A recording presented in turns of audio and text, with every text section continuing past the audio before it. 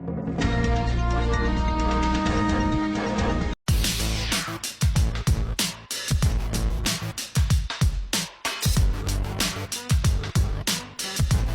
pulang kampung di hari Lebaran, cita-cita tak akhirnya mendapatkan pertanyaan horor, yaitu kapan menikah dari sang ibunda. Tak lain tujuannya pulang kampung sebagai pelepas rasa rindu dengan keluarga besarnya di kampung halaman. Pelantun lagu Sakitnya Tuh di Sini itu pun ternyata telah menyiapkan jawaban dan mencoba mengalihkan pertanyaan kapan menikah tersebut dengan tunjangan hari raya.